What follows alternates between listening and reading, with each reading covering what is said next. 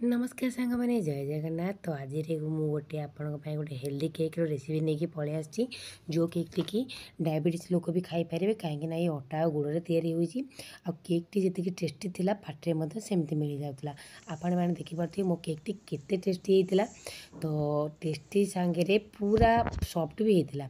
तो fast cake बनवार प्रणाली है आम केक टीन को प्रस्तुत करा। केक टीन प्रस्तुत करने मुझे कौन कली ना गोटे केक टीन में टी ऑयल ग्रीस करदेली आपर अटा गुंड दे चारिटे स्प्रेड करदेली। ए केक टीन को आम साइड करदे।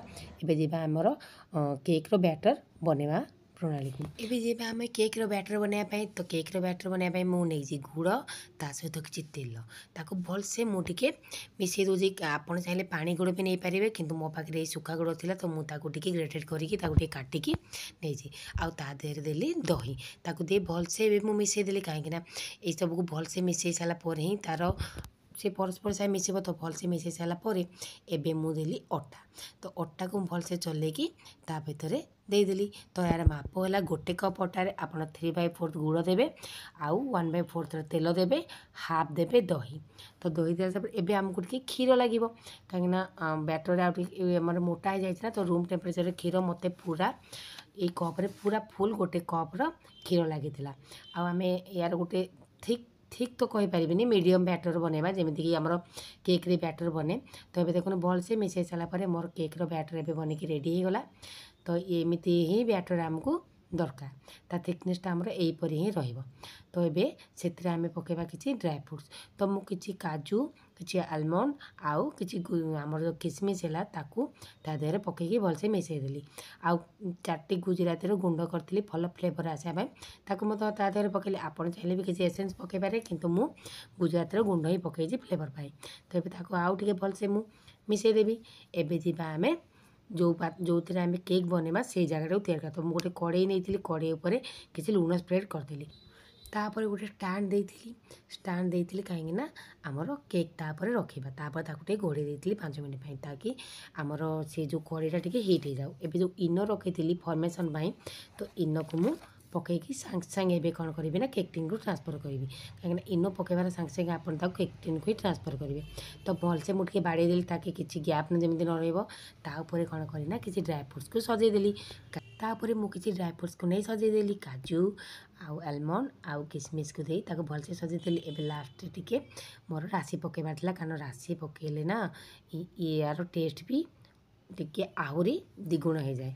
तो ये मोर जो कड़ी को प्री हिट पाई रखी से भी हो जाता। एबे बैटर को नहीं ता भर रखिकी ताकू मु घोड़े देली। तो मझे मुझे चेक कली देखो मो केक केमती फुली गला। तो चेक कली जे मोर मझीटा सीझिनी कहीं सी कंचा अंश अच्छी बोली देखा जाऊला। माने जितेबाला आप टूथपिक नहीं चेक करेंगे ना टूथपिक किसी न लगे जानवे केक टी पूरा सीझी जाए। तो आउ 10 मिनट पर मुझे पुणी से चेक कली देखिली एबे ना मो टूथपिक रे किसी लगुनि माने मो केक टी पूरा परफेक्ट सीझी जाए। तो मत पूरा अध घंटा लगे ये केक बनवा प्रोसेसटा पूरा मोर बेक हाँपाई पूरा अध घंटा लगे। आप चाहिए आप ओभान भी बनई पारे कि मुझे कड़े ही बनैली। तो ये आम ठंडा को छाड़ा ठंडा है आम काटा। तो ये देखो ये पूरा आम ठंडा जापटे चारिपटे मुझे छुरीटा को छड़ेदेवी छड़े सारापर से कौन होना टिके रिमुव हाँपाई सुविधा हम। तो ताकू गोटे प्लेट नहीं एमती बाड़ेदेवी बाड़ापर देखु मोर केक केते सुंदर उठी आई कहले केते सुंदर है ना। तो मत तो भारी खुशी लगा कहीं केक भी मोर भल से बेक हो जाता। तो ये आम उल्टे देखा केमती कौन हो।